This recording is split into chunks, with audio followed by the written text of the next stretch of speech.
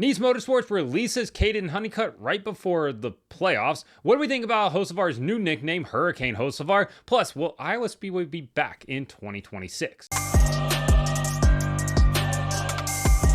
Welcome back to Break Hard. I'm Matt. An update on the Stuart Friesen situation. Obviously, he's still recovering from that bad modified wreck that he had, broke his leg, as well as fractured his pelvis in multiple areas. Thankfully, he's on the road to recovery, but the team announced that Christopher Bell will be driving that 52 truck this weekend at Watkins Glen, which is actually a Friday evening race for the truck series this weekend. The driver for the remainder of the year will be announced at a later date. Don't want to take any cuts and try to jump over their announcement there, but it will be coming at a later date. Kaulig Racing also announced that Michael McDowell will drive the 11 car this weekend at Watkins Glen for the team.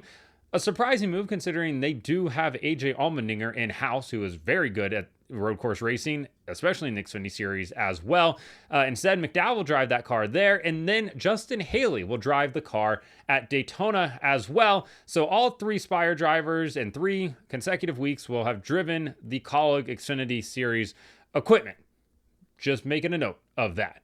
All right, getting into what we want to talk about today. Nice Motorsports announced on Monday that they have parted ways, effective immediately, with driver Kaden Honeycutt. He will not return to that number 45 Chevy Silverado for the remainder of the NASCAR Craftsman Truck Series season. It is a bit of a perplexing decision considering Kaden is sitting 6th in points. He has an average finish of 13.1, 9 top 10s and 2 top 5s this year, and they decided, we don't want to go for a driver's championship this year with you, Kaden. Instead, they will continue onward an owner's championship with a number of different drivers. They announced that Connor Zilic will be in that truck for the remainder, or for Watkins Glen this weekend. My apologies. Bailey Curry will be in that truck for the remainder of the season from there on out. The team put out a statement, and I actually had to go to a different Twitter account that I have because I found out that they have Break Hard blocked, which I forgot that they had blocked it. They blocked it because I said that Carson Hocevar should have been suspended for right-hooking Colby Howard at IRP a couple years ago. They didn't like that at all, which sorry, probably should have been, so I had to go find it. But the statement reads, quote,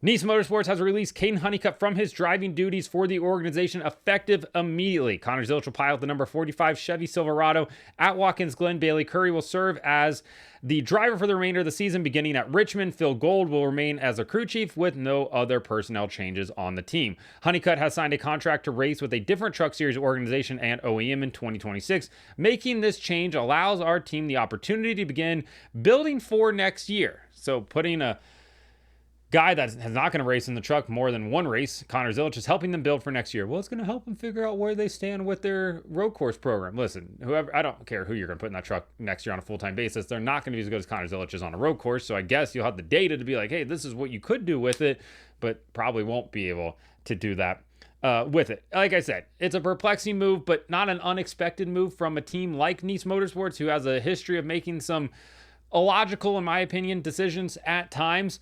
Kaden Honeycutt, like they said, has signed a deal for next year with a different team and a different OEM, that team being Tricon, that OEM being Toyota. Fully expect him to end up at Tricon next year, potentially maybe even in a truck that has won multiple races this year. We'll have to wait and see what number they are going to give him for next year.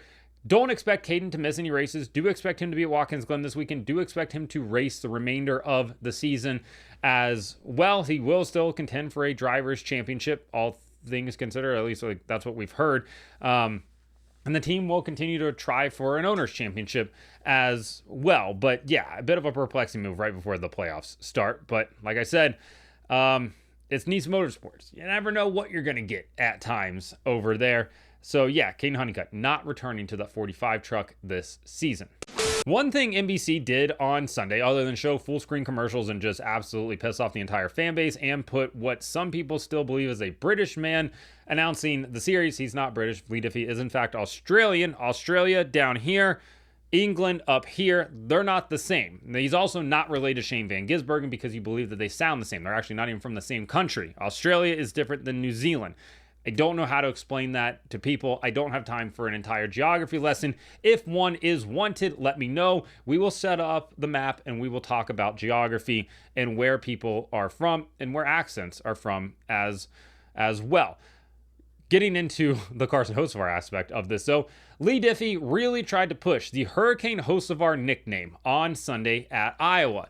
And I don't know. to me, I didn't really love it. I thought that it was forced. It felt like it was being shoved at us, and it didn't feel organic. Now, whether Lee, thought it up or whether NBC thought it up, this was their first opportunity to talk about him this year, and they really pushed that nickname. And for me, I think nicknames need to be organic. It needs to be something that the fans start to call him, and then it starts to ramp up from there. Anytime, I don't know, a media outlet or somebody sort of appoints somebody a nickname, it just, to me, never really feels that organic.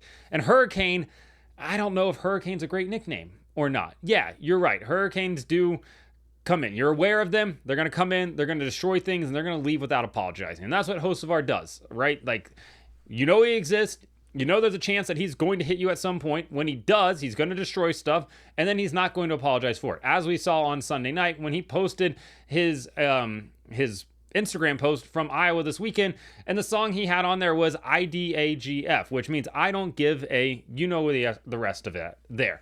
YouTube gets weird about profanity, or else I would just say it, but it saves me a half a second from having to edit out the word there. So he doesn't care. But at the same time, it's like, is Hurricane really what it is? I would hate to see, like, I don't know, a Canva generated graphic for Hocevar, which, hey, NBC loves to put AI slop on their broadcast. They've done it now this week. They did it in their teaser video as well. Maybe they'll just have this really bad, like, chat GPT AI generated image for Hurricane Hocevar. Regardless, though, I'm not sold on the nickname yet. Some people like it. And if they do like it and that's what sticks, then hey, we're going to run with it, right? Smoke for Tony Stewart, all right, that was fine. Kurt Busch with the Outlaw, not fine. He gave himself that nickname. At no point did I ever think Kurt Busch was an outlaw. An asshole, sure, but an outlaw, not really sure about that. I do think the Kurt Busch redemption arc is something that needs to be studied in schools, because he went from being incredibly unlikable to now being like, I would love to sit down and just have a chat with Kurt Busch, because his career retrospective and the way that he talks about it is phenomenal. And forever, he was always great at giving feedback, just would lose his mind at times. I did show Miss Breakhard a clip of the Radioactive compilation of Kurt Busch. Thought it was hilarious, which made me so happy. And she was like, what happened to him? I was like, nothing. He was just out there driving. He would just get that angry. It was hilarious. If you haven't seen him, definitely go watch him. But for Hocevar, we'll have to wait and see if Hurricane is going to stick or not. Maybe we just call him Carson Hocevar. I don't know. I'm just a person that doesn't really I'm not a huge nickname person. I'm not a huge, mascot branding type of person. Like, I hate the fact that all of our sports teams have to have some, weird mascot associated with them. But yeah, Hurricane Hocevar, I'm not sold yet. But again, if people want it, I'm fine with it, I guess. I'm just one guy with an opinion, like I said the other day. Now let's talk about Iowa Speedway. Is NASCAR going to return to the land of corn, Kirk Ferentz and the Cy-Hawk Trophy in 2026? That question still remains very much up in the air at this point, and we'll have to wait and see if NASCAR will return. But they did sell out this weekend, 35-ish thousand fans, which is down 10,000 fans from the 2024 race when they had those suites and hospitality areas built up around the track. Those weren't there this year, so they only had those grandstand seats. They sold it out about a month before the race happened, and people were really excited about it. The sellout looks great on TV. People love to mention sellout. Keep in mind, there were still double the amount of fans at the Brickyard 400 the week prior, but whatever. People get enamored with the word sellout and seeing people sit in a grandstand. So great for them. I'm actually happy that they had a really good turnout there. I think one thing people need to understand is that Iowa Speedway is a bit of a fallback date for NASCAR. Think of it like when you went to college. You had a fallback school there. You really wanted to go here, but you were willing to go to the school that was probably closer to your home as the fallback. That's what Iowa is for NASCAR, for ISC in a sense. The track sat dormant for a number of years without NASCAR activity. IndyCar went there, built up a really good race, a really good crowd, and a great relationship with the sponsors. And NASCAR kind of swooped in and took it away in a sense there, which is their prerogative. It's their racetrack at the end of the day. If IndyCar wanted it to be their date, I guess they could have bought that racetrack when they had the opportunity to, and they didn't do it. So NASCAR has, this racetrack sitting there. And it was kind of the fallback. Like, oh, if we have to go somewhere, we always have Iowa here. Well, they did need to go somewhere. They wanted to go somewhere different, try to mix up the schedule a little bit. Why not give Iowa a chance? And to me, I actually thought the racetrack raced pretty well this past weekend, all things considered, for the Gen 7 car. I still contend that the car is flawed in the sense that it still needs to be nose down, rear up, as the song would indicate. And instead, we're nose up, rear down, which is counterintuitive to basically all stock car racing that we've ever seen in the history of NASCAR. So I still think that if they were able to get the nose down on the track, it would help out the racing and reduce it. There's a lot of things that go into it, but it's a whole thing. For NASCAR, though, Iowa is a disposable date. It's expendable. You don't necessarily need it if we have a better opportunity out there. And that's no fault of the fans that went to Iowa. Unfortunately for them, Des Moines is just not a big market. Iowa, not a big market. 30,000 fans, while it looks great on TV and while it's great to sell out, isn't something that is going to sway NASCAR to go back there in a sense. And I'm just throwing this out for an example. If NASCAR has the opportunity to go to Montreal, Circuit Gilles Villeneuve, there's a really strong chance there's going to be 70,000 plus fans that show up for that race. And when ISC is looking at their calendar and looking at the race dates that they have, there's a strong chance Iowa is the one that gets axed from that. Just because they look at this, even with the rental fee for the facility, they're still going to make more money. They're still going to a much larger market than Des Moines. I hate that for Des Moines, but Montreal is just that much bigger. Even if they go to Canadian Tire Motorsport Park, it's still within the vicinity of Toronto. That's still a way bigger market than Des Moines.